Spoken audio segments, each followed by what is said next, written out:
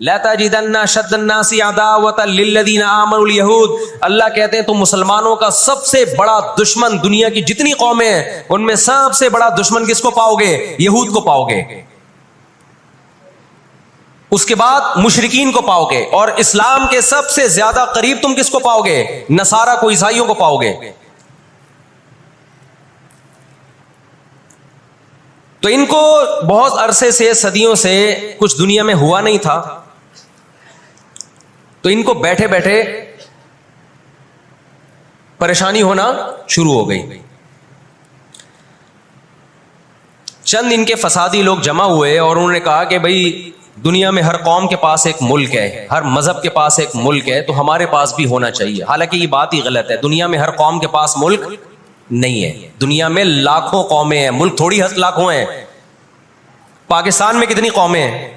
سرائکی ہے، پنجابی ہیں، اردو ہیں، پٹھان ہیں، بلوچی ہیں۔ اگر قومیت کی بیس پہ ملک بنانا شروع کر دیں پھر تو ایک ایک انچ کے ملک وجود میں آئیں گے۔ پھر سرائکیوں میں جائیں گے تو سرائکیوں میں 20 قومیں ہیں، پٹھانوں میں جائیں گے پٹھانوں میں 40 قومیں نکلیں گی، مہاجروں میں جائیں گے ان میں صدیقی الگ ہے، ہاشمی الگ ہے، بیسیوں قسم کے، بہاری الگ ہے، وہ تو قومیں در قومیں بٹتی چلی جائیں گی۔ انہوں نے کہا دنیا میں ہر مذہب کے پاس ایک ملک ہے، حالانکہ یہ بات بھی سکھوں کے پاس کوئی الگ ملک ہے؟ کوشش کر رہے ہیں وہ بنانے کی، لیکن اب تک کی رپورٹ کے مطابق نہیں ہے۔ بہت ساری دنیا میں مذہب ہے جن کے پاس کوئی کنٹری، مذہب کی بیس پہ حکومت دنیا میں 3 قوموں نے کی ہے، مذہب کی بیس پہ، جو آسمانی مذاہب ہیں، یہود، عیسائی اور مسلمان۔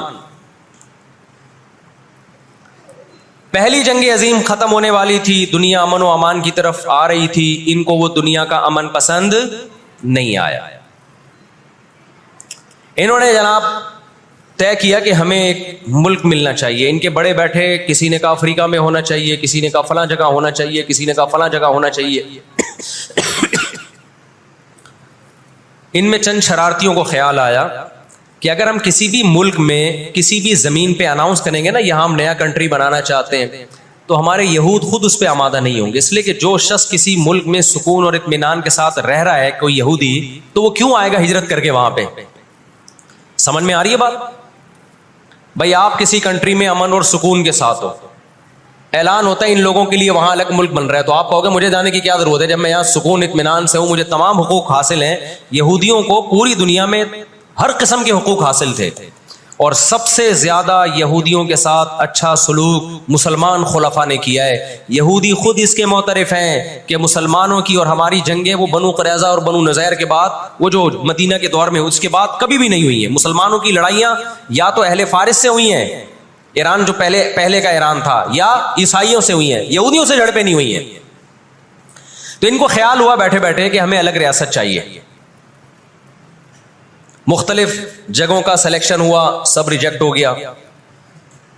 تو صہیونیوں کو خیال آیا کہ اگر ہم بیت المقدس کا نعرہ لگاتے ہیں کہ ہمیں بیت المقدس دوبارہ چاہیے، یہ ہمارے آباء و اجداد کا وطن ہے، تو الگ ریاست کا منجن بہترین طریقے سے بک سکتا ہے۔ مذہبی لوگ جہاں لوگوں کو صحیح گائیڈ کرتے ہیں، خوب سمجھ لو مذہب کے نام کا منجن بھی مذہب میں ہی بکتا ہے۔ آج بھی ایسا ہو رہا ہے، بہت سی مذہبی تحریکیں لیبل کس کا لگا رہی ہوتی ہیں؟ اسلام میں بھی ایسا ہی ہے۔ جہاں اسلام میں آپ کو اچھی تحریکیں ملیں گی، وہاں ایسی تحریکیں بھی ملیں گی کہ لیبل کس کا لگایا جا رہا ہوتا ہے؟ مذہب کا، اور مقصد اس کے پیچھے دنیاوی مفاد ہوتے ہیں۔ اس کو سمجھنے کی ضرورت ہے۔ ہمارے یہاں جہاں بھی نعرہ لگ جائے نا مذہب کا، تو لوگ سارے گدھے گھوڑوں کی طرح اکٹھے ہو جاتے ہیں، یہ نہیں دیکھتے کہ اس کے پیچھے اس کے مقاصد کیا ہیں۔ تو نعرہ یہ لگایا گیا، اللہ کرے میں جلدی سے مختصر ہسٹری سمیٹ دوں پھر آپ کے سامنے بات رکھوں۔ نعرہ یہ لگایا گیا کہ چونکہ بیت المقدس ہمارا تھا، یعقوب علیہ السلام، یوسف علیہ السلام، موسیٰ علیہ السلام اور جتنے پیغمبر گزرے، یحییٰ علیہ السلام، زکریا علیہ السلام، ان سب کا مرکز کون سی جگہ ہے؟ ارض مقدس فلسطین۔ تو فلسطین کے نام پہ پوری دنیا سے یہودیوں کو فلسطین میں جمع کرنا ہمارے لیے پاسبل ہے، مگر یہودی بکھرے ہوئے تھے، ان کے پاس اتنی طاقت نہیں تھی، دو سازشیں انہوں نے کی ہیں. نمبر ایک, تجارت اپنے کنٹرول میں لو. قرآن کہتا ہے وَأَخْذِهِمُ الرِّبَا وَقَدْ نُهُوا عَنْهُ, اللہ نے ان پر سود لینے پر پابندی لگائی تھی. ان کے انہوں نے دنیا کو سود کے نظام میں لپیٹ دیا. پوری دنیا کی دولت مرتکز ہو کے کس کے پاس آنے لگی؟ یہودیوں کے پاس. مذہبی ریاست بنائی جا رہی ہے. اس کی مثال ایسے ہے جیسے ہم مسجد بنا رہے ہیں اور بندوق ہاتھ میں لے کے لوگوں کو ڈکیتیاں کر کے پیسہ لاؤ, جتنا پیسہ بنے گا, جتنا پیسہ اکٹھا ہوگا ہم اس سے کیا بنائیں گے؟ مسجد بنائیں گے.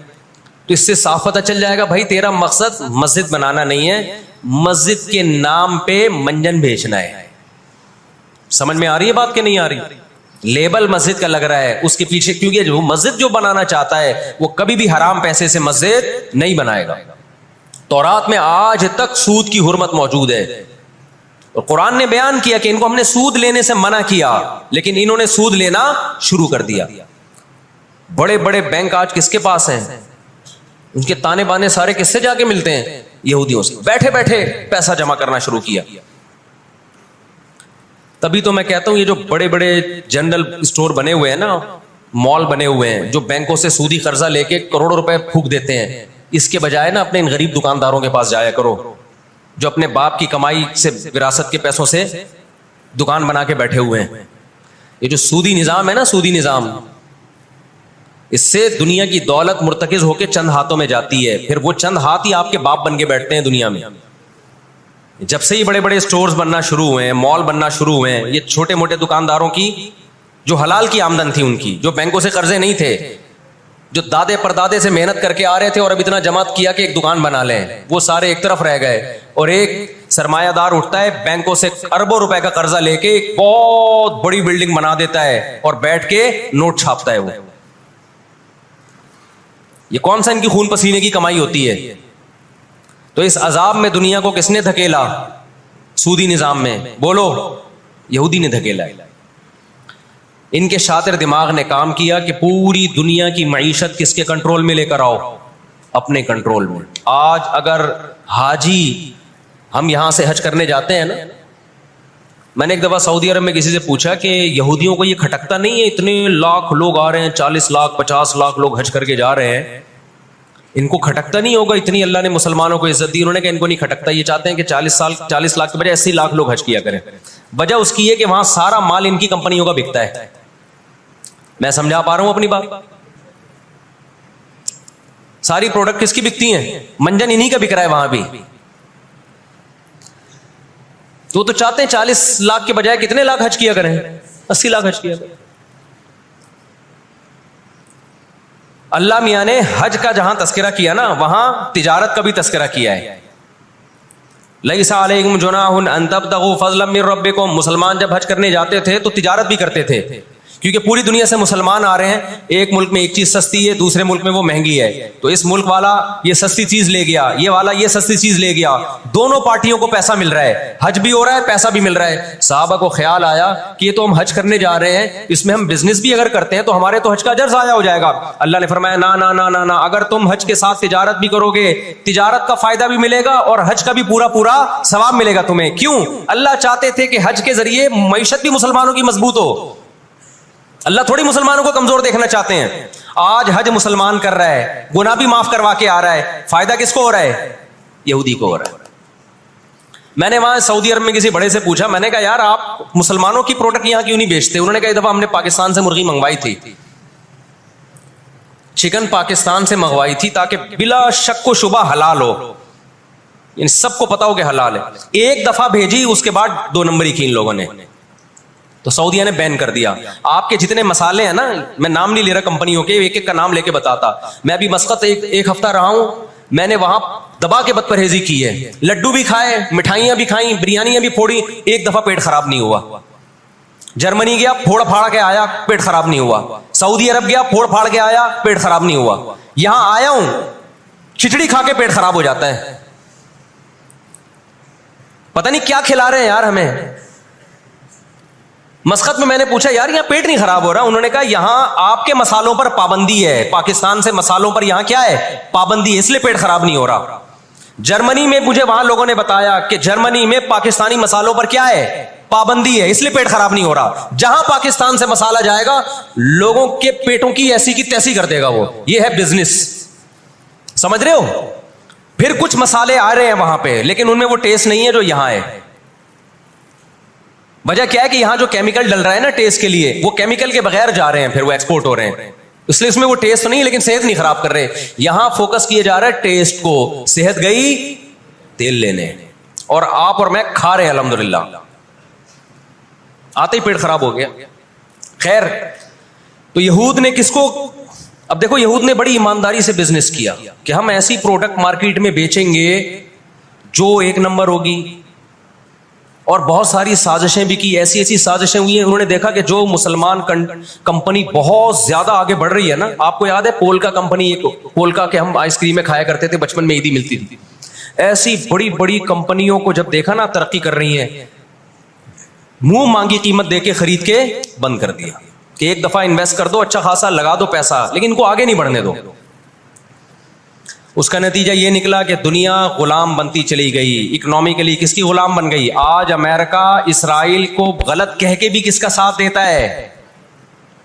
مجھے یاد ہے چند سال پہلے امریکی صدر نے بیان دیا تھا اسرائیل نے یہ غلط کیا ہے، یونائٹڈ نیشن کے لا کی پابندی نہیں کی ہے، لیکن ہم پھر بھی کس کے ساتھ ہیں؟ پورے الفاظ بتا رہا ہوں میں، پھر بھی ہم کس کے ساتھ ہیں؟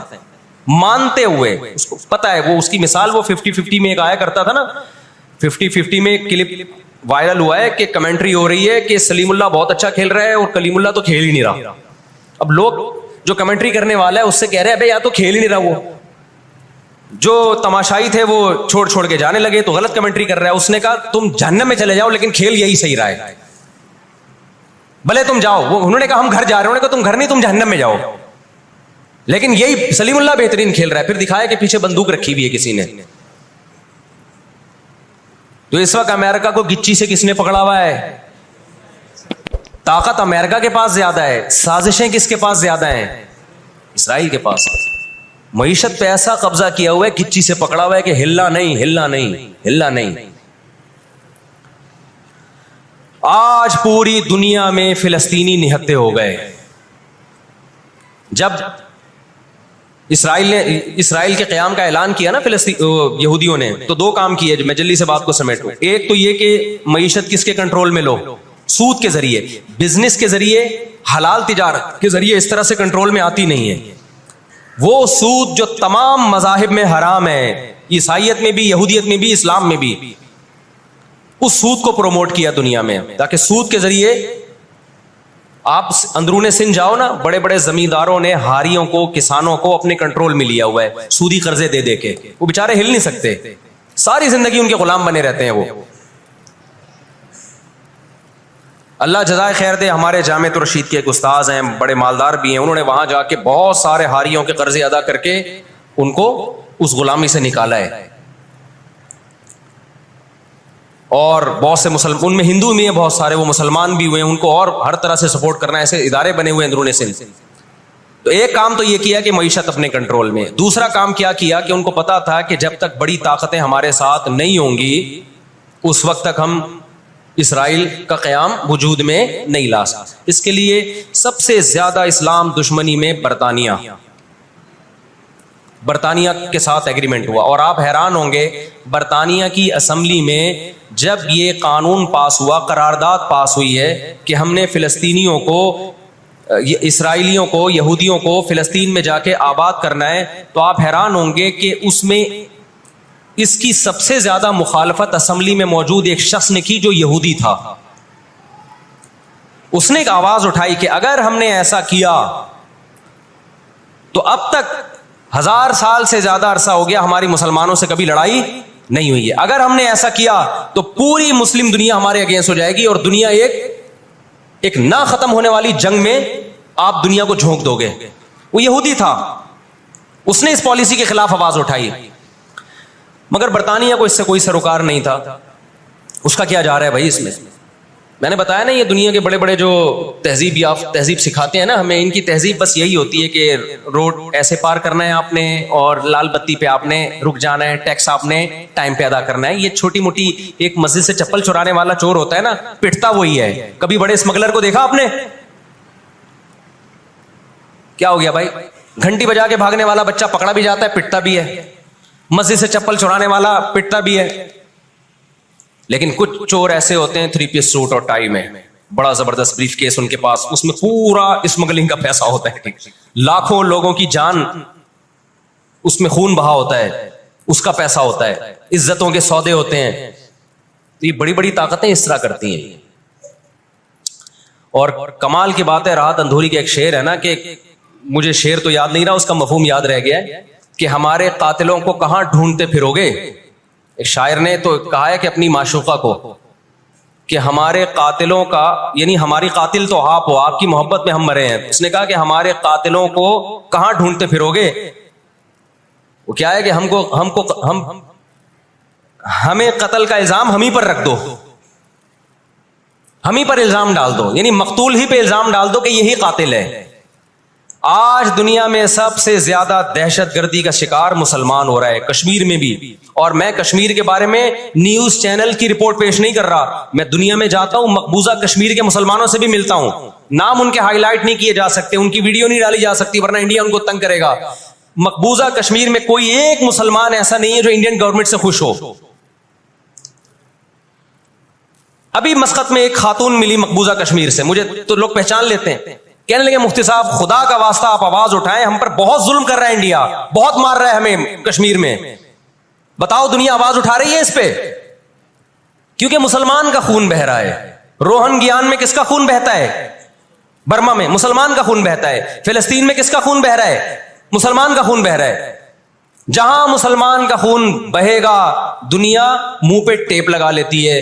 جہاں کوئی ایک غیر مسلم, ہماری نظر میں مسلمان کا خون بہے یا غیر مسلم کا, ہم فرق نہیں کرتے, کسی پہ بھی ظلم ہوگا ہم آواز اٹھائیں گے. لیکن دنیا یہ فرق کرتی ہے, لیبل یہ لگاتی ہے کہ انسانیت پہلے مذہب بعد میں, لیکن ان کا ایٹیٹیوڈ بتاتا ہے کہ ان کی نظر میں مذہب پہلے ہے, انسانیت بعد میں ہے. دنیا میں سب سے سستا خون مسلمان کا ہو گیا ہے. تو 2 کام کیے. نمبر 1 اکنامکلی مضبوط کرنا ہے, سود کے ذریعے, تجارت کے ذریعے نہیں, سودی تجارت کے ذریعے. اس کے بعد کیا کیا؟ برطانیہ سے معاہدہ ہوتا ہے, اور چند سالوں میں 1917 میں برطانیہ نے اعلان کیا کہ بھائی ہم پوری دنیا سے یہودیوں کو لا کے کہاں آباد کریں گے؟ فلسطین میں. اس وقت مکمل فلسطین کس کا تھا؟ عربوں کا تھا, وہ مسلمانوں کا تھا. چند سال میں 33% یہودی اسرائیل میں آ کے فلسطین میں آ کے آباد ہو گئے, اور وہ وہاں گڑبڑ شروع کر دی انہوں نے. نہتے فلسطینیوں کو مارنا, قتل کرنا, ان کی زمینوں پہ قبضہ کرنا. فلسطینیوں نے آواز اٹھائی, اور غیرت مند لوگ ہیں وہ, انہوں نے کہا لن نترک شبرا للذل, ہم ایک بالش بھی نہیں دیں گے. جب تک سلطان عبد الحمید تھا نا, خلیفہ مسلمانوں کا, اس نے یہودیوں سے کہا تھا کہ شاپر میں مٹی اٹھا کے بھی لے جانے نہیں دوں گا فلسطین کی. سمجھتے ہو؟ دیکھو مسلم حکومت چاہے کیسی نالائق ہو, خلافت چاہے کیسی نالائق ہو, اس کا وجود نہ ہونے سے بہرحال بہتر ہے.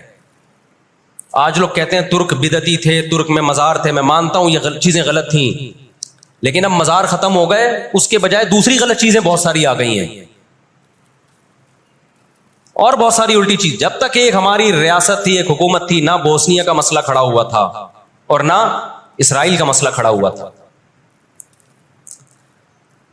تو 33% یہودی آ کے آباد ہوئے. 1945 میں جب پہلی جنگ عظیم کا خاتمہ, دوسری جنگ عظیم کا خاتمہ ہوا, برطانیہ کی ایسی کی تیسی ہو گئی تھی.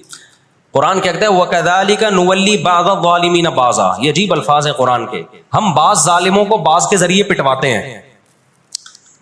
ہندوستان میں بہت سارے علماء کھڑے ہوئے انگریز کے خلاف, لیکن شکست ہوئی.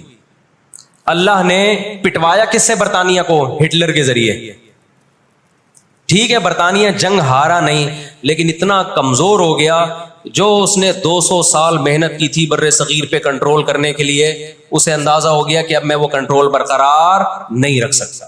اور ہٹلر کے ایصال ثواب کے لیے بر صغیر کے مسلمانوں کو اور ہندوؤں کو آزادی ملی. کس سے؟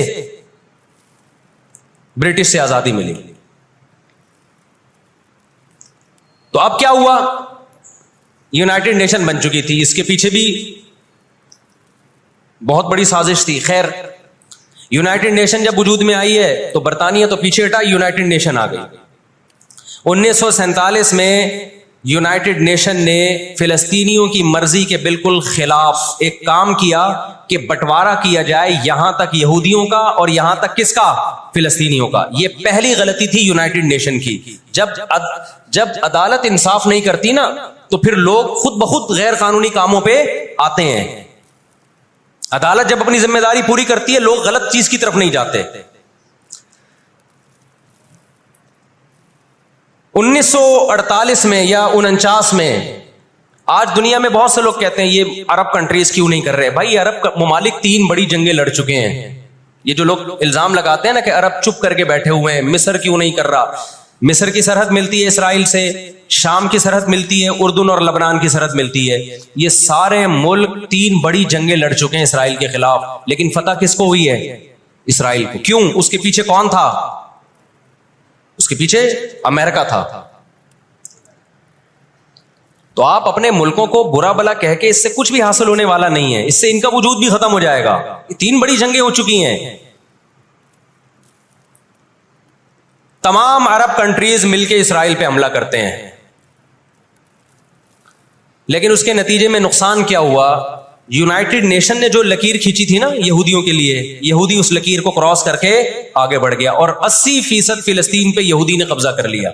اور یہ غزہ کی پٹی جو آج ہے اور جس کو ویسٹ بینک کہا جاتا ہے, اس غزہ کی پٹی پہ مصر کا قبضہ ہو گیا جو ایسٹ میں ہے, اور ویسٹ بینک پہ اردن کا قبضہ ہو گیا. 20% علاقہ میں سے آدھا اردن کے پاس اور آدھے سے کچھ کم مصر کے پاس چلا گیا. باقی 80% کس کے پاس آ گیا؟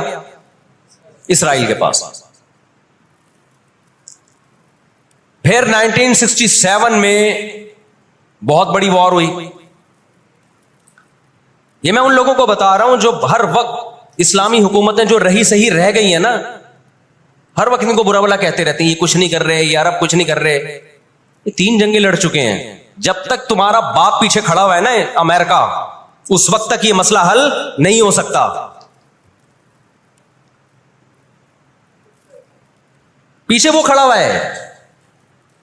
اب کیا ہے کہ جی 1967 میں یہ تمام کنٹریز جو بھی اسرائیل کو گھیرے ہوئے ہیں یہ سب مل کے پلان بناتے ہیں, عرب متحد ہوتے ہیں کہ اسرائیل کو ایک ہی دفعہ میں صفحہ ہستی سے مٹانا ہے. اسرائیل کی خفیہ ایجنسیاں اتنی ہوشیار, اتنی متحرک کہ پہلے اطلاع مل جاتی ہے, اور مصر کے جہاز جو بمبارمنٹ کے لیے جانے تھے اسرائیل پہ حملہ کرنا تھا, وہ کھڑے کھڑے بہت سارے جہاز ایئرپورٹ پہ اسرائیل تباہ کر دیتا ہے. سمجھ میں آ رہی ہے کہ نہیں آ رہی ہے؟ وہ بہت بڑی پلاننگ سے آیا ہے بھائی. وَقَدْ مَكَرُوا مَكْرَهُمْ وَعِنْدَ اللَّهِ مَكْرُهُمْ وَإِنْ كَانَ مَكْرُهُمْ لِتَزُولَ مِنْهُ الْجِبَالُ. اللہ نے کہا یہ اسلام دشمن جب سازشیں کرتے ہیں, اتنی بڑی سازشیں ہوتی ہیں کہ پہاڑ اپنی جگہ سے ہل جائیں. یہ نا امیدی کی بات ہے, لیکن امید کی بات بھی ہے. اللہ کہتا ہے عِنْدَ اللَّهِ مَكْرُهُمْ, اللہ کو ان کی مکر اور تدبیر کا علم ہے. یہ مسلمانوں سے نہیں لڑ رہے, یہ کس سے لڑ رہے ہیں؟ اللہ سے لڑ رہے ہیں. تو خوشخبری کی باتیں بھی ہیں, وہ میں بتاؤں گا انشاءاللہ ابھی. تو عرب کو شکست ہوتی ہے, اور نقصان کیا ہوتا ہے کہ الٹا عربوں کے علاقے اپنے ہاتھ سے نکل جاتے ہیں. مصر کا بہت بڑا علاقہ چلا گیا, غزہ بھی خالی ہو گیا, ویسٹ بینک بھی خالی ہو گیا, اور یہ سارے علاقے کس کے قبضے میں چلے گئے؟ یہود کے. شام کے علاقوں پہ بھی یہود کا قبضہ, مصر کے علاقوں پہ بھی. 1973 میں پھر عرب ممالک مل کے لڑتے ہیں اسرائیل کے خلاف تاکہ اپنے علاقوں کو خالی کرائیں ہم. اس میں بھی کیونکہ امریکہ بھرپور سپورٹ کر رہا تھا اسرائیل کو, دبا کے اسلحہ دے رہا تھا, رزلٹ کس کے خلاف گیا؟ مسلمانوں کے خلاف, عربوں کے خلاف. اور ان کو اندازہ ہو گیا کہ اس جنگ میں ہم اپنے علاقے خالی نہیں کروا سکتے. سعودی عرب میں اس دور میں غیرت مند بادشاہ تھے شاہ فیصل شہید رحمۃ اللہ علیہ, اللہ ان کی مغفرت کرے, ان کے درجات بلند کرے, بڑے مجاہد تھے. انہوں نے عرب ممالک کا اجلاس بلایا اور تیل کی سپلائی بند کر دی. سمجھتے ہیں بات کو کہ نہیں سمجھتے؟ جب تیل کی سپلائی بند ہوئی, اللہ تعالیٰ نے وسائل تو آج بھی مسلمانوں کو دیے ہیں, تیل کی سپلائی بند کی ہے تو اسرائیل گھٹنے ٹیکنے پر مجبور ہو گیا. پھر امریکہ بہادر بیچ میں آئے ایک بڑے بزرگ کا کردار ادا کرتے ہوئے کہ دیکھو لڑائی بھڑائی معاف کرو، اللہ کا گھر صاف کرو، بیٹھ کے مذاکرات کی میز پہ آ جاؤ۔ تو یہاں بھی مذاکرات کی میز کے پیچھے تیل کا ڈنڈا تھا، سمجھ رہے ہو؟ عربوں کے پاس جو تیل کی اللہ نے ان کو ایک طاقت دی ہے نا، وہ استعمال کی انہوں نے۔ لیکن لڑائی معاف کرنے میں بھی بہت سارے گیم کھیل گیا وہ۔ طے یہ ہوا کہ جی جو عربوں کے علاقوں پر اسرائیل نے قبضہ کیا ہے مصر اور شام پہ، وہ اسرائیل واپس کرے گا۔ ٹھیک ہے، ہم آپ کے علاقے واپس کر رہے ہیں، لیکن مصر کو اسرائیل کو تسلیم کرنا پڑے گا۔ یہ بہت بڑی مسٹیک ہوئی، کس سے؟ بولو، مصر سے۔ وہ اس پہ آمادہ ہو گئے، چلو ہمارے علاقے تو ہمیں واپس مل رہے ہیں۔ غزہ سے بھی مصر نے فوجیں ہٹا لیں، غزہ کا علاقہ بھی اسرائیل کے حوالے کر دیا۔ مصر کو یہ لگا کہ مرتا کیا نہ کرتا۔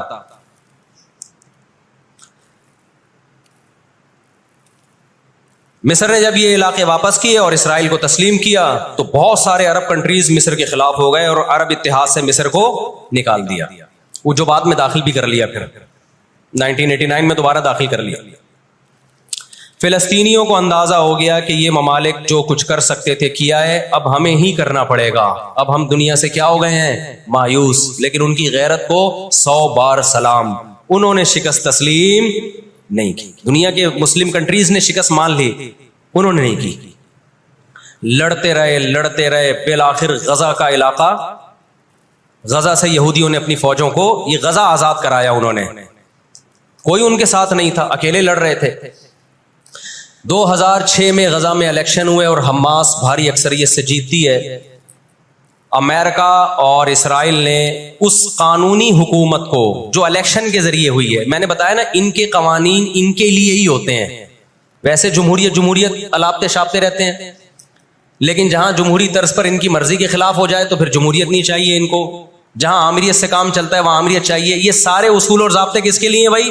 ہم غریبوں کے لیے ہیں، ہم غریبوں کے لیے۔ آپ کو پتہ ہے پاکستان میں کوئلے کی بلوچستان میں اتنی کانیں ہیں کہ 200 سال تک فری بجلی ہمیں مل سکتی ہے، لیکن دنیا ہمیں نکالنے نہیں دیتی کہ انوائرمنٹ، ماحول خراب ہوگا، جبکہ بہت سارے ملکوں میں کوئلے سے بجلی بن رہی ہے، وہاں کا ماحول خراب بولو نہیں ہے۔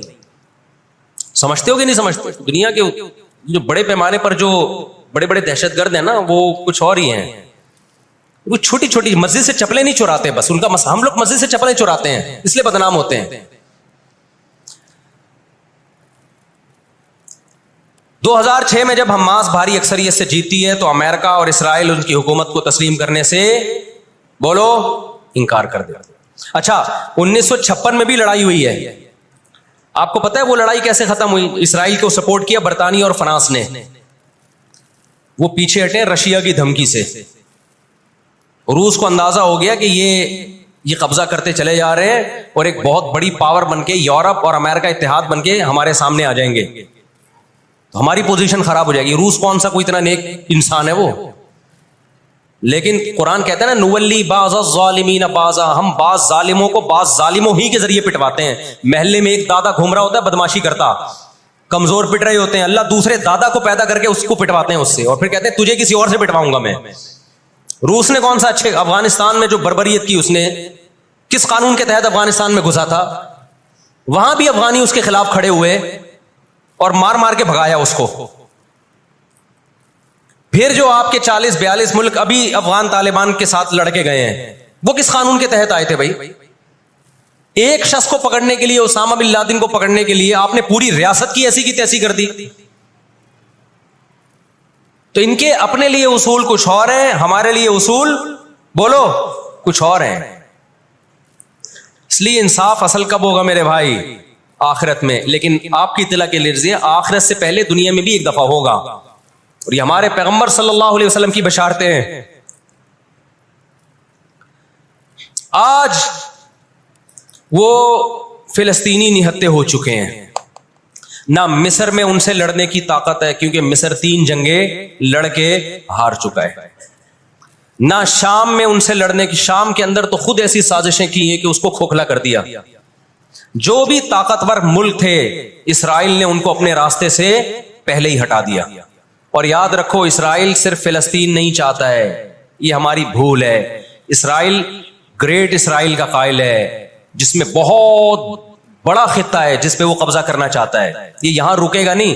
اگر آج ہم غزہ کو اسرائیل کے حوالے کر دیں کہ چلو دنیا میں امن آ جائے گا، ایک حکومت ان کو دے دی جائے، چند لوگوں کو ہتھیار ڈلوا کے ان کو کنٹرول دے دیا جائے، تو یہ آپ کی بھول ہے. قرآن کہہ رہا ہے وَيَسْعَوْنَ فِي الْأَرْضِ فَسَادًا، ان کی فطرت میں ہے کہ یہ زمین میں ہمیشہ فساد مچاتے رہیں گے. جو بات ہٹلر نے کہی تھی وہ قرآن 1400 سال پہلے کہہ چکا تھا. ہٹلر نے قرآن میں دیکھ کے نہیں کہی ہے، ہٹلر نے تو مشاہدہ کر کے کہی تھی یہ بات.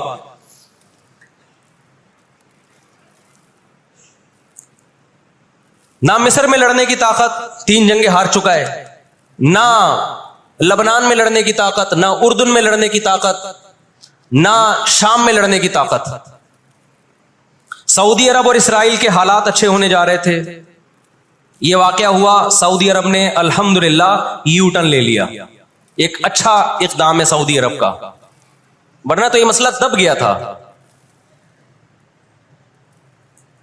سعودی عرب پیچھے ہٹ گیا، اردن پیچھے ہٹ گیا، بہت سارے اسلامی ملک جو جا رہے تھے کم از کم اس واقعے کے نتیجے میں پیچھے ہٹے ہیں، وہ ایک اسٹیپ پیچھے کی طرف آئے ہیں. اور اب اتنی جلدی یہ آگے جا نہیں سکتے، ان کی اپنی عوام نہیں چھوڑے گی ان کو. اگر یہ آگے کی طرف گئے، یہودیوں سے انہوں نے دوستی لگانے کی، اسرائیل سے دوستی لگانے کی کوشش کی. میں بار بار کہتا ہوں جب میں یہودی کا لفظ استعمال کرتا ہوں تو اس سے صہیونی اور اسرائیلی مراد ہوتے ہیں جو اسرائیل کو سپورٹ کر رہے ہیں. سارے یہودی اس میں داخل نہیں ہیں. آج بھی بہت سارے یہودی وہاں فلسطینیوں کو سپورٹ کر رہے ہیں، دنیا میں مظاہرے ہو رہے ہیں فلسطینیوں کے حق میں.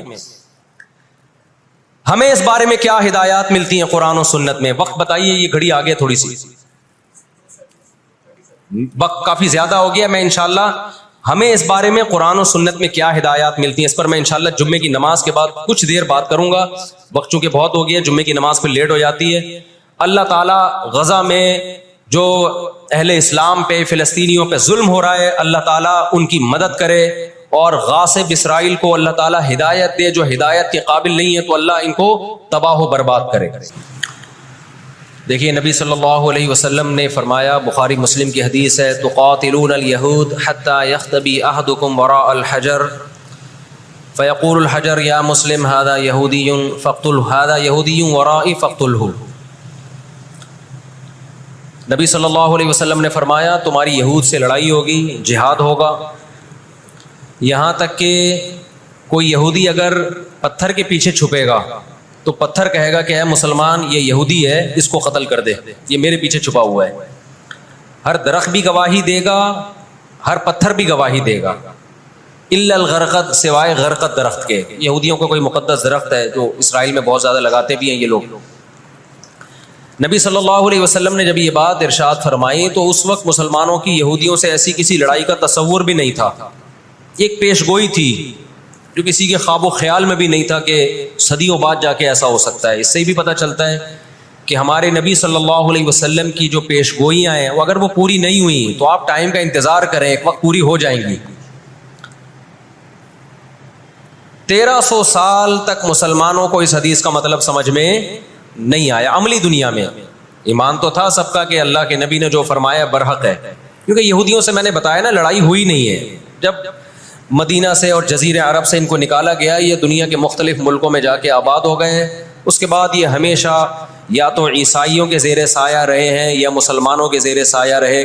ان کی لڑائی اگر ہوئی عیسائیوں سے ہوئی ہے، مسلمانوں سے ان کا کبھی ٹاکرا نہیں ہوا. لیکن پیغمبر صلی اللہ علیہ وسلم نے کیا فرمایا صحابہ سے؟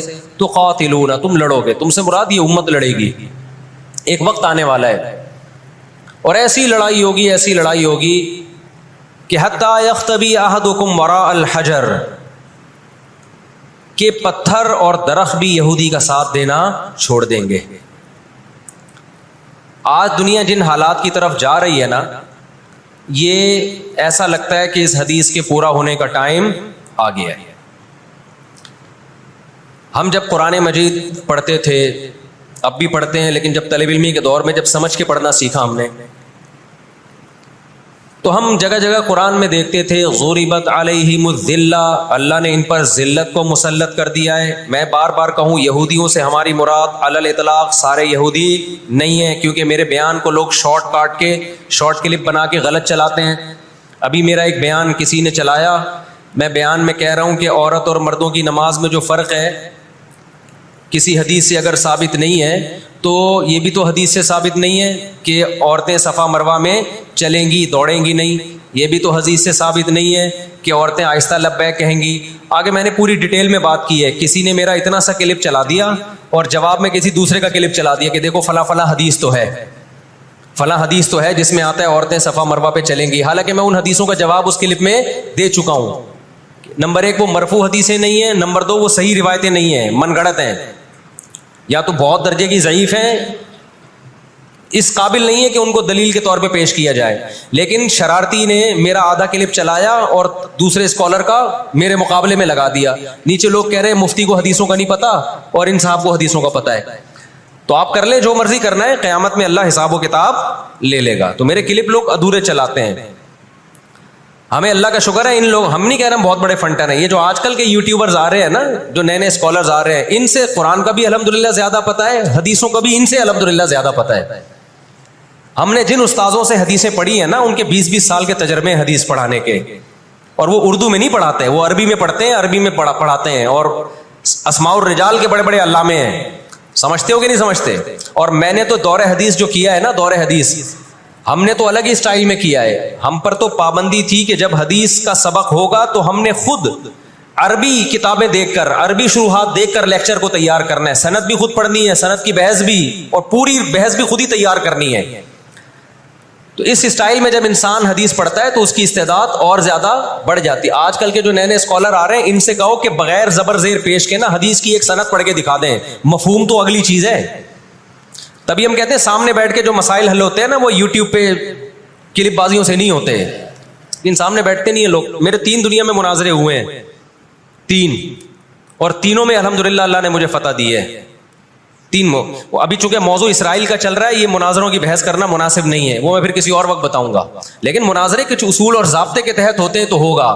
بغیر ضابطوں کے کوئی بھی آ کے بیٹھ کے مرغوں کی طرح لڑنا شروع کر دے, اس کو بحث مباحثہ نہیں کہتے, اس کو مرغوں کی لڑائی کہتے ہیں. تو مرغوں کی لڑائی میں ہم اپنے آپ کو نہیں دھکیلتے, ہم ٹرم اینڈ کنڈیشن فکس کر کے بات کرنے پر آمادہ ہوتے ہیں. سمجھتا ہے کہ نہیں سمجھتا؟ تو 3 ہوئے میرے, پھر کبھی بتاؤں گا انشاءاللہ. ابھی تو یہ اسرائیل کا ٹاپک زیادہ ہے میں ان جھگڑوں سے جو آج کل کے اسکالرس کے چل رہے ہیں. تو بار بار میں کہتا ہوں, میرا کلپ ادھورا چلاتے ہیں نا تو کوئی یہودیوں کے خلاف نہ چلائے. سارے یہودی ایک جیسے نہیں ہیں. ہم اسرائیل کے اگینسٹ ہیں, تو ہماری جو لڑائی ہوگی اسرائیل سے ہوگی. حدیث میں جس یہودی سے لڑائی کا ذکر ہے, اس سے مراد بھی کون سے یہودی ہیں؟ یہ فتنہ پرست اور شر پسند یہودی ہیں جو اسرائیل پہ غاصبانہ قبضہ, فلسطین پہ جنہوں نے غاصبانہ قبضہ کیا ہوا ہے. سمجھتے ہو کہ نہیں سمجھتے؟ تو آپ صلی اللہ علیہ وسلم نے فرمایا کہ تقاتلون الیہود, تمہاری جنگ کس سے ہوگی؟ یہود سے ہوگی. دجال کس کا سپورٹر ہوگا؟ بولتے کیوں نہیں؟ ابھی تو دجال آیا نہیں ہے اور آپ نے بولنا چھوڑ دیا ہے. جب آئے گا تو پھر تو اچھوں کی بولتی بند ہو جائے گی. کس کا سپورٹر ہوگا وہ؟ ہاں, میں عرض کر رہا تھا کہ ہم جب قرآن پڑھتے تھے, ضربت علیہم الذلہ, قرآن کہتے ہیں ہم نے ذلت ان کے اوپر دے ماری ہے, ان فسادوں کی وجہ سے جو یہ کرتے رہے ہیں دنیا میں, ان فسادات کی وجہ سے. ہم جب پڑھتے تھے ہم کہتے تھے اے اللہ آج تو یہودی ذلیل نہیں ہے. اسرائیل کتنا پاورفل ہے کہ گچی کس کی پکڑی ہوئی ہے اس نے؟ امریکہ کی. ہندوستان کو گچی سے پکڑا ہوا ہے. تو آج تو بڑی عزت ہے. میں نے اپنے استاد سے یہ سوال پوچھا, انہوں نے بڑا معقول جواب دیا, اور یہ تفسیر کی کتابوں میں بھی لکھا ہے.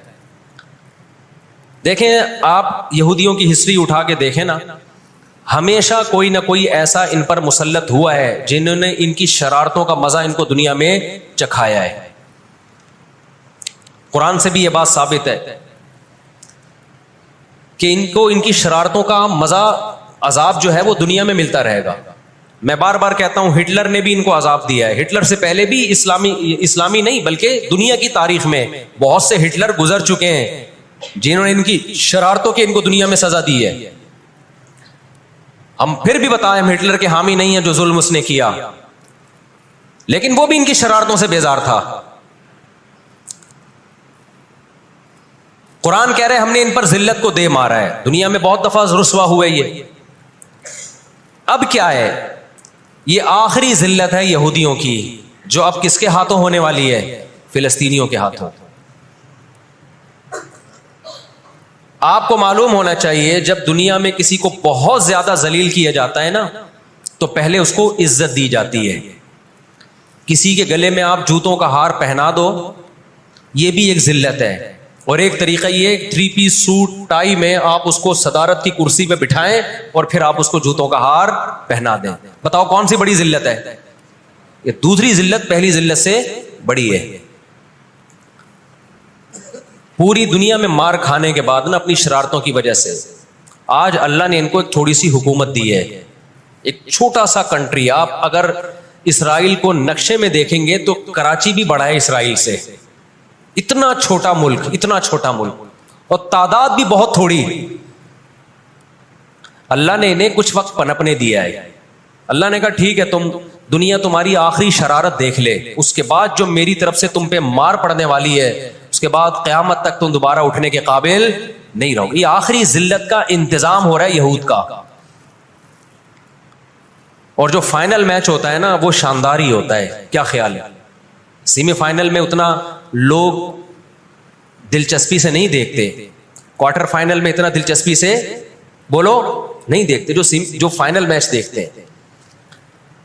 اللہ نے ان کا ظلم پوری دنیا کے سامنے نمایا. آج جو غزہ پہ جو کچھ ہو رہا ہے پوری دنیا کے سامنے اللہ نے دکھا دیا. ایک منٹ رکھیں اس کو, پوری دنیا کو دکھایا نا اللہ نے کیا کر رہے ہیں, یہ کس طرح سے اسرائیل میں لوگوں کو لا کے آباد کیا, فلسطین میں, پھر فلسطینیوں پہ اقوام متحدہ کی 60 سے زیادہ قراردادیں ہیں جس کی اسرائیل دھجیاں اڑا چکا ہے. 60 سے زیادہ قراردادیں, 60 سے زیادہ, جس کو اسرائیل نے ماننے سے انکار کیا ہے. یونائٹڈ نیشن کی بات کر رہا ہوں میں. تو اللہ تعالیٰ ان کو تھوڑا سا پنپنے دے رہے ہیں کہ ٹھیک ہے اس دفعہ سیمی فائنل تم جیت لو, فائنل تک تو پہنچو نا تم, اس کے بعد ہوگا کیا. دیکھو آپ نے سنا ہوگا کہ لاتوں کے بت ہاتھوں سے نہیں مانتے. یہ جو اسرائیل جو کچھ کر رہا ہے نا اس کا اصل حل مجھے بھی پتا ہے مظاہروں میں نہیں ہے. اس کا اصل حل ہے جہاد. اس کا اصل حل کیا ہے؟ جہاد, جو کہ فلسطینی کر رہے ہیں. میں نے جب لوگوں کو یہ کہا نا کہ اپنے ملک میں پرامن مظاہرے کرو, لوگوں نے کہا لو پرامن مظاہروں میں لگا کے لوگوں کی صلاحیتیں خراب کر رہے ہیں. ہم آپ کو جہاد سے نہیں روکتے, لیکن آپ جہاد اپنے ملک میں کرو گے توڑ پھوڑ کر کے, یا جہاں یہودی ظلم کر رہا ہے وہاں لڑائی کرو گے آپ.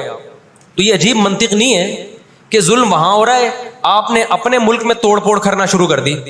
تو اس سے یہودی ناراض ہوگا یا خوش ہوگا؟ وہ تو کہے گا اور اچھا ہے بم دھماکے کرو یار, پرامن نہیں, بہت بموں کے ساتھ کلاشن کوفوں کے ساتھ اپنی کنٹری میں مظاہرے کرو, ہمیں آ کے چھیڑو یہاں پہ. ہم جہاد کے منکر نہیں ہیں, آپ سے زیادہ الحمدللہ جہاد کو مانتے ہیں. لیکن آپ اگر یو کے میں, کینیڈا میں, پاکستان میں, سعودی عرب میں توڑ پھوڑ والے مظاہرے شروع کر دو گے, چاہے غیر مسلم کنٹریز میں بھی, خدا کی قسم اس سے اسرائیل کو جوں بھی نہیں رہیں گی. تو اس وقت آپ جوش سے زیادہ ہوش سے کام لیں. جوشیلی تقریریں کرنے والے بہت ہیں مارکیٹ میں, ابھی نعرے بھی یہاں لگ رہے ہیں, ہم یہ کر دیں گے, ہم وہ کر دیں گے. ان سے پوچھو کیسے کرو گے؟ شام کو گھر پہ جا کے گٹکا کھا کے سو جاتے ہیں وہ. جوشیلی تقریریں کرنے والے, میں مانتا ہوں جہاد ہی ہوگا, لیکن ہوگا کس سرزمین پہ؟ جہاں یہودی لڑ رہا ہے وہیں لڑا جائے گا. میدان جنگ متعین کیا جاتا ہے لڑائی کے لیے. یہ نہیں ہوتا کہ آپ میدان جنگ میں نہیں جا سکتے تو جو میدان جنگ نہیں ہے اس کو میدان جنگ بنا دو. ایسا دنیا میں کبھی بھی نہیں ہوتا. یہ تو وہ جون پور کے قاضی والا قصہ ہو جائے گا کہ وہ سولی پہ لٹکایا ایک شخص کو, اس کی گردن موٹی تھی, وہ پھندے میں آ نہیں رہی تھی. انہوں نے کہا اس کی گردن چونکہ پھندے میں آ نہیں رہی ہے تو اس کی چونکہ آ رہی ہے اس کو لٹکا دو آپ. وہ کہے گا میری آ رہی ہے لیکن میرا قصور کیا ہے؟ تو یہ عجیب قسم کا جہاد ہے. آپ اپنے ملکوں میں یو کے, کینیڈا میں آپ نے اگر توڑ پھوڑ کرنا شروع کر دی, وہ چھوڑے گا تھوڑی کینیڈا آپ کو. یو کے, امریکہ میں آپ نے اگر توڑ پھوڑ شروع کر دی وہ چھوڑے گا تھوڑی. آپ کی اوقات کتنی ہے؟ لڑائی کے لیے سب سے پہلے میدان جنگ کا تعین ضروری ہے کہ لڑائی ان کی مرضی سے نہیں ہوگی. کہاں کہ وہ جہاں چاہ رہے ہیں, لڑائی ہماری مرضی سے ہوگی. ہم جہاں کہیں گے وہاں لڑائی ہوگی. میں سمجھا پا رہا ہوں اپنی بات؟ تو علاج, بہت سے لوگوں نے جہاد کا انکار کر دیا, یہ بھی غلو ہے. اور بہت سے لوگوں نے ہر جگہ کو میدان جنگ بنانے کے چکر میں ہے. یہ ایک طرف کی انتہا ہے. آج دنیا نے ان کو نہتا چھوڑ دیا ہے فلسطینیوں کو, لیکن وہ ڈٹے ہوئے ہیں. آپ ان کی مدد کر سکتے ہو, جہاد کے ذریعے ضرور کرو, کس نے منع کیا ہے آپ کو؟ اور اگر آپ ان کے ساتھ مل کے جہاد نہیں کر سکتے, نہیں جا سکتے وہاں پہ, تو آپ پھر ان کو جو سپورٹ کر سکتے ہو, ہم راشن پانی پہنچا سکتے ہو تو وہ پہنچاؤ. میں نے پاکٹ ویلفیئر ٹرسٹ کا نام لیا نا, اس میں بھی لوگوں نے اعتراض کیا, لو بھائی ان کو راشن کی ضرورت تھوڑی ہے, ہمیں پتہ ہے راشن سے کام نہیں چلے گا, لیکن جو جہاد ہوگا تو وہاں جا کے ہوگا. یہاں بم پھاڑنا شروع کر دیے, اس سے اسرائیل کی صحت پہ کوئی فرق نہیں پڑے گا. اسرائیل پہلے ہی ان کی سازشوں سے لیبیا تباہ ہو چکا ہے, ایک مضبوط ریاست تھی, عراق کا بیڑا غرق کر دیا, اب وہ چاہتا ہے سعودی عرب کا بھی بیڑا غرق ہو, وہ چاہتا ہے پاکستان کا بھی بیڑا غرق ہو. تو ان بیڑا غرق ہونے سے جو آپ کی ٹوٹی پھوٹی رہی صحیح لنگڑی لولی حکومتیں, ان کی بھی ایسی کی تیسی ہو جائے گی. اور فلسطینی بھی نہیں چاہتے کہ دوسرے ملکوں میں لڑو, وہ کہتے ہیں لڑنا ہے تو ہمارے پاس آؤ. تو یہ اب جو دنیا جا رہی ہے نا جس طرف, ہو یہ رہا ہے. میں نے آپ کو قرآن کی آیت پیش کی تھی نا, وَكَذَلِكَ نُوَلِّي بَعْضَ الظَّالِمِينَ بَعْضًا, اللہ کہتے ہیں ہم بعض ظالموں کو بعضوں سے پٹواتے ہیں. تو پہلی جو ابھی تک تو ہم نے نا امیدی کی باتیں کی ہیں, مسلمان ممالک شکست کھا کے بیٹھ چکے ہیں, 3 بڑی جنگوں میں شکست ہو چکی ہے. اس کے بعد اب کسی مسلم کنٹری میں اسرائیل پر چڑھائی کی طاقت نہیں ہے, ان کو پتا ہے پیچھے امریکہ بیٹھا ہوا ہے, پورا یورپ. رشیا نے یوکرائن جیسے اتنے سے کنٹری پہ حملہ کیا, آپ نقشے میں دیکھیں یوکرائن اتنا سا ہے, رشیا کیا ہے, یوں اگر وہ پاؤں بھی رکھ دینا تو کچل دے, لیکن جیت گیا کیا وہ جنگ؟ بولتے کیوں نہیں؟ کیوں؟ یوکرائن اتنا سا ہے مگر اس کے پیچھے کون ہے؟ پورا یورپ ہے, پورا یورپ اس کے پیچھے. یہ جنگ طول پکڑتی جا رہی ہے. رشیا اب تک یوکرائن کو کنٹرول میں نہیں لے سکتا, اور مجھے تو ایسا لگتا ہے, میں کوئی یقینی رپورٹ نہیں ہے, شاید اس جنگ کے پیچھے بھی اسرائیل کی سازش ہو. ان کو پتا تھا کہ ایک ہمارا دشمن ہے سوویت یونین, روس. جب 1956 میں جنگ ہوئی ہے نا, برطانیہ, فرانس اور اسرائیل نے مل کے حملہ کیا تھا مصر پہ, تو دھمکی کس نے دی تھی؟ روس کی دھمکی سے پیچھے ہٹے. روس نے کہا تھا نیوکلیئر اٹیک کروں گا میں, وہ پیچھے ہٹ گئے. روس مسلمانوں کی خیر خواہی میں نہیں کر رہا تھا. روس کو یہ تھا کہ جب دنیا کا باپ میں بننا چاہتا ہوں تو تم دنیا کے باپ بننے کی کوشش کیوں کر رہے ہو؟ اگر یہ باپ بن گئے تو اس کو پتا تھا ہماری چودراہٹ ختم ہو جائے گی. تو اللہ ایک ظالم کو دوسرے ظالم سے پٹواتے ہیں. تو آج بھی رشیا, چائنا, وہ اسرائیل کے حق میں نہیں. عین ممکن ہے اللہ مظلوموں کی آواز سے ایسے حالات پیدا کر دے کہ اس جنگ میں براہ راست کون کود پڑے؟ سوویت یونین کود پڑے. اور اگر سوویت یونین اس جنگ میں کود پڑا جس کے پورے چانس لگ رہے ہیں, تو پھر یہ تیسری جنگ عظیم کی طرف معاملہ جائے گا, اور اس کے ذمہ دار مسلمان یا فلسطین نہیں ہوں گے. اس کے ذمہ دار ناجائز اسرائیل ہے جس نے ناجائز قبضہ فلسطین پہ کیا ہے. اور پھر دنیا میں جو تباہی ہوگی نا, تباہی ہوگی, وہ میرے اور آپ کے تصور سے بھی زیادہ ہے. کیونکہ اب تلواروں سے یا صرف ہوائی جہازوں سے جنگ نہیں ہوتی, اب سب کے پاس نیوکلیئر ہتھیار ہیں, اب ایٹم بم چلیں گے. آج اگر دنیا انسانیت پہ رحم کھانا چاہتی ہے, آج اگر امریکہ, برطانیہ, جرمنی, فرانس, جو دنیا کے لیڈر کہلائے جاتے ہیں, آج اگر یہ چاہتے ہیں کہ انسانیت کو تباہی سے بچائیں, تو ان کو فلسطینیوں کا ہاتھ نہیں روکنا. ان کو کس کا ہاتھ روکنا ہے؟ جو اصل ظالم ہے نا یہودی, اس کا ہاتھ روکنا ہے. فلسطینیوں کے پاس اپنے دفاع کا پورا اخلاقی حق بھی ہے, مذہبی حق بھی ہے, قانونی حق بھی ہے. تو آج اگر یہ اسرائیل کا ہاتھ زبردستی روک لیتے ہیں تو دنیا بڑی تباہی سے بچ جائے گی. اور اگر یہ دنیا اسرائیل کا ہاتھ نہیں روکتی اور اس جنگ کو بند کرنے کی کوشش نہیں کرتی, تو بھائی جو تیسری جنگ کی طرف معاملات جا رہے ہیں, اس کے ذمہ دار یہ لوگ ہوں گے جو دنیا میں تہذیب کے ٹھیکیدار ہیں. یہاں تک بات سمجھ میں آ گئی کہ نہیں آ گئی؟ دوسری بات, ہمیں قرآن و سنت میں اس بارے میں کیا ہدایات ملتی ہیں؟ اللہ کہتا ہے میں نے یہود پہ ذلت کو مسلط کر دیا ہے. اس آیت میں اور اس حدیث میں جو میں نے تقاتلون الیہود والی حدیث پڑھی, اس میں مسلمانوں کے لیے خوشخبری ہے کہ اللہ تعالیٰ نے جیسے بنی اسرائیل انتہائی کمزور تھے, فرعون کا ظلم اور بربریت کا شکار تھے, اللہ سورہ قصص میں کہتے ہیں وَنُرِيدُ أَن نَّمُنَّ عَلَى الَّذِينَ اسْتُضْعِفُوا فِي الْأَرْضِ, ہم نے ارادہ کیا کہ زمین میں کمزور ترین لوگوں کو اٹھا کے زمین کا امام بنا دیں گے, طاقتور پہ غالب کر دیں گے. بہت دفعہ ایسا ہوا ہے, کم من فئۃ قلیلۃ غلبت فئۃ کثیرۃ باذن اللہ. اللہ کہتے ہیں دنیا کے نقشوں میں جو غالب ہوتا ہے, جس کی فتح اسباب کی دنیا میں یقینی ہوتی ہے, میں بہت تھوڑی سی جماعت کو طاقتور بنا کے دنیا کا امام بنا دیتا ہوں. ہمیں اللہ کی رحمت سے اور قرآن اور حدیث کی جو بشارتیں مل رہی ہیں اس سے پوری امید ہے کہ انشاءاللہ یہ جو ابھی حالات ہوئے ہیں یہ فلسطین کی شکست پہ منتج نہیں ہوں گے. انشاءاللہ یہ اسرائیل کی شکست پہ اور یہودیوں کی ہمیشہ کے لیے شکست پہ یہ اس کا نتیجہ نکلے گا انشاءاللہ. اور نبی صلی اللہ علیہ وسلم کی وہ حدیث پوری ہوگی کہ تمہاری جو بڑی جنگ ہوگی, نبی نے کیا فرمایا, اس امت کی ایک جماعت ہمیشہ جہاد کرتی رہے گی. لا یزال طائفۃ من امتی ظاہرین علی الحق. ہر دور میں لڑائی ہوئی ہے, جہاد ہوا ہے. آپ اس ہسٹری اٹھا کے دیکھ, کہیں نہ کہیں جہاد ہمیشہ ہوتا رہا ہے. تو آج بھی ایسا ہوگا. اور بالآخر یہ معاملات اگر بین الاقوامی دنیا نے کنٹرول نہیں کیے تو نبی صلی اللہ علیہ وسلم کی پیش گوئیاں انشاءاللہ بہت جلد پوری ہونے والی ہیں. اور یہ جو ان کو عزت ملی ہے نا, یہ اصل میں بہت بڑی ذلت کی تمہید ہے. جب کسی کی بہت بڑی بےزتی کرنی ہوتی ہے تو اس کو پہلے بہت زیادہ عزت دینی پڑتی ہے. میں اکثر ایک واقعہ سناتا ہوں. ایک آدمی گیا کسی محلے میں, آ کے کہنے لگا اللہ کا شکر ہے اس علاقے میں میری عزت نہیں ہے. لوگوں نے اس میں شکر ادا کرنے کی کیا بات ہے. اس نے کہا اگر عزت ہوتی تو آج میری بہت زیادہ بےزتی ہو جانی تھی. آج میں نے ایسا کام کیا کہ میری بہت زیادہ بےزتی ہو جاتی. تو یہ ایک بہت بڑی ذلت کا پیش خیمہ. ہماری ذمہ داری ہے کہ ہم ان کے لیے دعا بھی کریں, اپنے ملک میں ہم پرامن احتجاج بھی کریں. غیر مسلم ریاستوں میں بھی احتجاج کی اجازت ہے, یہاں ہم نے پرامن ہی کرنا ہے. یہاں توڑ پھوڑ سے کوئی فائدہ ہونے والا نہیں ہے. جوش میں ہوش نہ چھوڑ دیں آپ. یو کے میں پابندی لگائی کہ آپ فلسطینیوں کا جھنڈا نہیں لہرا سکتے. لوگوں نے لہرانا شروع کر دیا. اس کا نتیجہ کیا نکلا, فلسطین آزاد ہو گیا. اس سے جنہوں نے لہرایا ان کو گورنمنٹ اٹھا کے لے گئی. تو تھوڑے بہت لوگ جو کچھ غیرت جن میں تھی وہ بھی اپنے آپ کو ہاتھ پاؤں کٹوا رہے ہیں اگر, تو فلسطینیوں کے لیے پھر احتجاج کرنے والا, آواز اٹھانے والا دنیا میں کون ہوگا؟ تو جو میدان جنگ ہے وہی میدان جنگ ہے, اور جو میدان جنگ نہیں ہے اس کو میدان جنگ بنانے کی کوشش نہ کرو. یہودی چاہتا ہے پوری دنیا میدان جنگ بن جائے, اسرائیل میں امن ہو جائے تاکہ میں بادشاہی کروں دنیا پہ. ہم چاہتے ہیں نہ, جو میدان جنگ آپ نے جس جگہ کو رکھا ہے ہم جنگ وہاں سے ہٹنے نہیں دیں گے. وہیں میدان جنگ ہوگا, وہی جگہ میدان جنگ بنے گی. اور آپ نے اپنی حکومتوں پہ دباؤ ڈالنا ہے, حکومتوں پہ پریشر. دیکھو اردن میں جب احتجاج ہوا ہے, اردن کا بادشاہ نے آ کے اسرائیل کے خلاف بیان دیا ہے. لوگ سمجھتے ہیں ان احتجاجوں سے کیا ہوگا, ان پرامن مظاہروں سے کیا ہوگا. ایسا نہیں ہے. ان پرامن مظاہروں سے حکومتوں پہ دباؤ پڑتا ہے. آپ جو کر سکتے ہیں وہ تو کریں نا, آپ جو کر سکتے ہیں وہ تو کریں.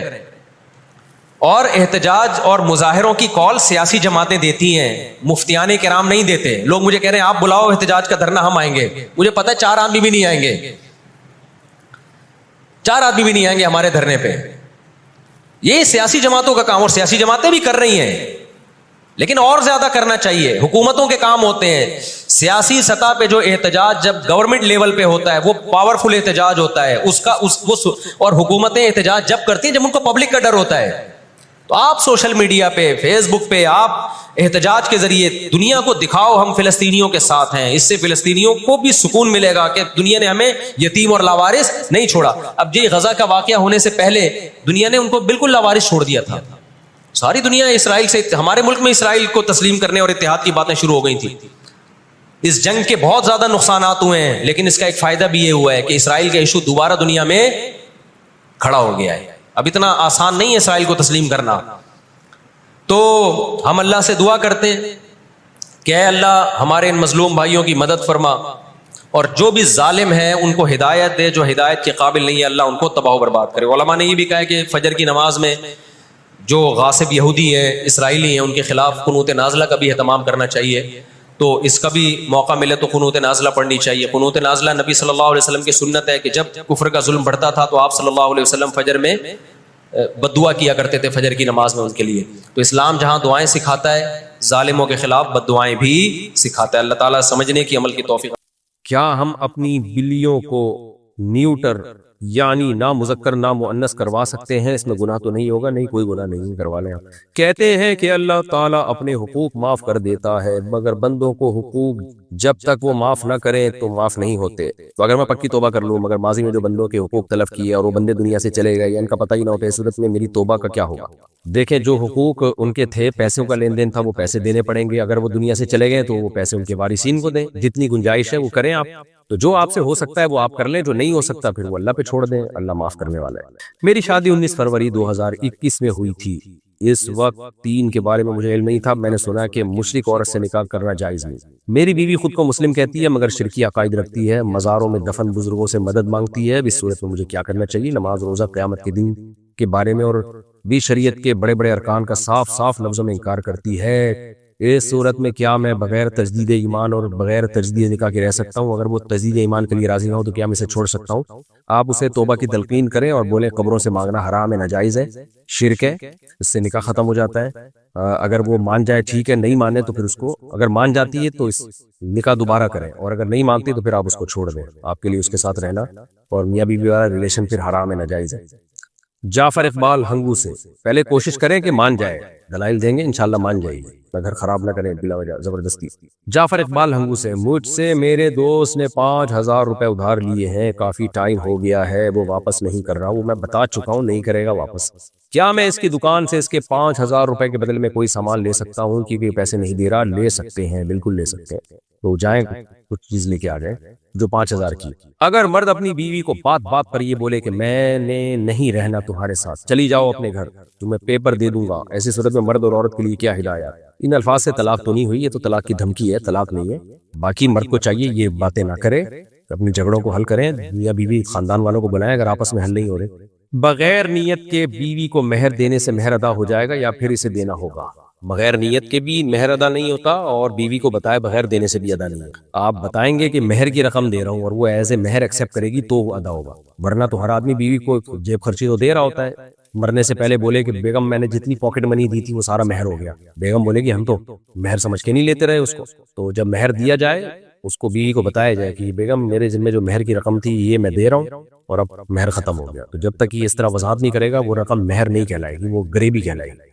کیا بہنوئی اور سالی اور گھر والی ایک ہی کمرے میں سو سکتے ہیں، ایک ہی کمرے میں رہ سکتے ہیں؟ نہیں رہ سکتے۔ سالی کا پردہ ہے بہنوئی سے، وہ جائز نہیں ہے ایک ساتھ رہنا۔ اگر زکوٰۃ 7.5 تولے سونے پر ہے تو اس دور میں 5000 روپے تولہ سونا تھا اور اب تقریباً 3 لاکھ روپے تولہ ہے، تو اس پر تھوڑی روشنی ڈالیے۔ روشنی کس پہ ڈالنی ہے؟ آپ نے تو رپورٹ پیش کی ہے کہ اس وقت ایسا تھا، اب ایسا ہے۔ آپ شاید اس پہ روشنی ڈالنا چاہ رہے ہیں کہ 5000 روپے تولہ سونا تھا اور اس وقت آپ نے زکوٰۃ نہیں دی، اور اب پرانی زکوٰۃ دینا چاہتے ہیں تو کس قیمت پہ دیں گے؟ تو اگر خالی سونا ہی تھا آپ کے پاس اور 1 روپے بھی نہیں تھا تو سونے کی موجودہ ویلیو پہ آپ زکوٰۃ دیں گے، اور اگر سونے کے ساتھ کچھ رقم تھی تو پھر سونے کا نصاب نہیں دیکھا جاتا، 52.5 تولے چاندی کی قیمت دیکھی جاتی ہے، تو پھر قیمت کے حساب سے دیں گے۔ یعنی اس وقت سونے کی جو قیمت تھی وہ کم تھی تو اسی قیمت کا 2.5% دینا پڑے گا آج آپ۔ میں نو مسلم ہوں، 6 سال پہلے مسلمان ہوا تھا تو ترنت نماز فرض ہو گئی تھی۔ ترنت بولے تو فوراً 1 سال مجھے نماز سیکھنے میں لگ گیا تھا، تو کیا مجھے قضاء عمری پڑھنی پڑے گی؟ بہت ٹینشن میں ہوں۔ اگر آپ نے نمازیں پڑھی ہیں تو پھر قضاء عمری پڑھنے کی ضرورت نہیں ہے۔ جو سیکھنے میں ٹائم لگا تو جس طرح بس ارکان بھی اگر ادا ہو گئے تھے نا، جیسے آپ کو سورہ فاتحہ نہیں آتی تھی لیکن آپ سورہ فاتحہ سیکھ رہے تھے اور جتنی سیکھتے تھے اتنی پڑھ لیتے تھے، قیام کر لیتے تھے، رکوع کر لیتے تھے، 2 سجدے، جو یعنی جو ارکان ہوتے ہیں نماز کے بیسک ارکان، تو آپ کی نماز ہو گئی۔ غیر مسلم جب مسلمان ہوتا ہے نا تو جتنا ٹائم اس کو سیکھنے میں لگتا ہے تو وہ سیکھنے والا ٹائم میں شرعاً وہ معذور ہوتا ہے، تو وہ پھر اس کی نماز ہو جاتی ہے۔ البتہ رکعتیں اور سجدے پورے ہونے چاہیے، یہ ضروری ہے۔ اگر رکعتیں بھی پوری نہیں تھی، کیونکہ رکعتیں سیکھنے میں تو ٹائم نہیں لگتا نا، جیسے فجر کے 2 فرض پڑھنے ہیں آپ نے، 2 رکعتیں پڑھنی ہے، تو اب 2 رکعتیں اور ہر رکعت میں 2 سجدے تو کرنے ہی پڑیں گے۔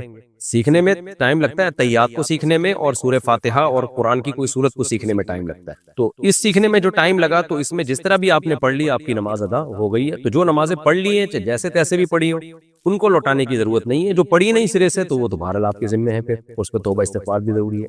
جب بھی کوئی غیر مسلم مسلمان ہوتا ہے نا تو اس کو نماز میں کتنا حصہ سکھا دینا چاہیے فوراً، یہ خوب سمجھ لیں۔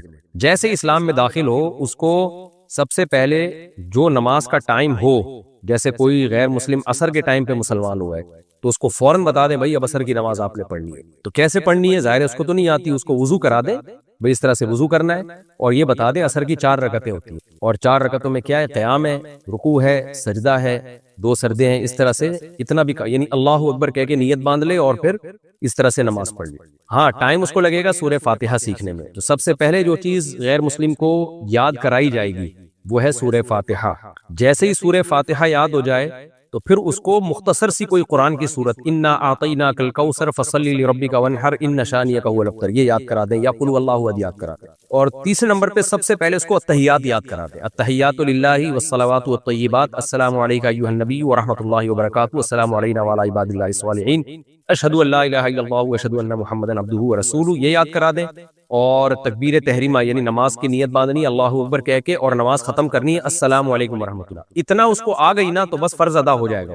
پھر بے شک رکوع سجدے کی تسبیحات نہ بھی پڑھے تو نماز ہو جاتی ہے اس سے. رکوع سجدے کی تسبیحات سیکھتا رہے گا آرام سے, سبحان ربی العظیم سبحان ربی الاعلی. تو نماز کا جو ایک ڈھانچہ قائم ہو جاتا ہے نا وہ اتنا سیکھنے سے بھی ہو جاتا ہے. تو جب بھی کوئی غیر مسلم مسلمان ہو آپ نے کیا سکھانا ہے؟ سب سے پہلے اس کو کہنا بھائی ابھی والی نماز پڑھو, وضو کرا دیں, بہتر تو یہ غسل کرا دیں اس کو. سنت یہی ہے کہ نبی صلی اللہ علیہ وسلم جب کوئی غیر مسلم مسلمان ہوتا تھا غسل کا حکم دیتے تھے. تو اگر حالت جنابت میں ہے تو پھر تو غسل فرض ہے, تو غسل کرا دیا اس کو اور فوراً بولا بھائی آپ نے اب وقتی نماز پڑھنی ہے کیونکہ نماز قضا نہ ہو. وہ کیسے پڑھے گا؟ آپ بتا دیں بھائی عصر کی نماز ہے 4 فرض پڑھ لو. بھائی مجھے تو فاتحہ نہیں آتی, کوئی بات نہیں, فاتحہ سیکھتے رہنا, ابھی صرف ایسے کر لو اللہ اکبر کہہ کے نیت باندھ کے کھڑے ہو جاؤ. اگر جماعت کی نماز ہو رہی ہے تو جماعت میں شامل کر لیں اس کو, پھر تو بولیں بھائی بس اللہ اکبر کہہ کے پیچھے کھڑے ہو جاؤ اور امام جو کچھ کر رہے ہیں آپ اس کے ساتھ ساتھ کرتے رہو. اللہ اکبر کہہ کے نیت باندھنا ہے اور السلام علیکم ورحمۃ اللہ کہہ کے نماز ختم کرنی ہے. یہ 2 لفظ تو فوراً سکھا دیں, اور پھر تیسرے نمبر پہ سورہ فاتحہ سکھا دیں اس کو, اور قل اللہ احد سکھا دیں اور التحیات سکھا دیں. تو ساری زندگی اتنی بھی پڑھتے رہے گا نا تو نماز اس کی ہو جائے. انڈیا سے کسی نے پوچھا ہے کسی کے دل میں محبت کیسے ڈالیں, کوئی وظیفہ یا قرآن کی کوئی صورت ہے تو پلیز بتا دیں. حلال محبت دل میں ڈالنی ہو تو اس کے لیے دعا ہے. حلال محبت سمجھ شوہر کی محبت دل میں ڈالنی ہے کہ شوہر مجھ سے محبت کرے, باپ مجھ سے محبت کرے, ماں مجھ سے محبت کرے. گرل فرینڈ بوائے فرینڈ کی محبت کے لیے وظیفے پڑھنا حرام ہے, ناجائز ہے. تو شوہر کے لیے جائز ہے, یا بیوی محبت نہیں کرتی شوہر سے تو شوہر, تو کوئی وظیفہ بس دعا مانگے اللہ سے, بہتر تو یہی ہے. تو یہی ہے بس.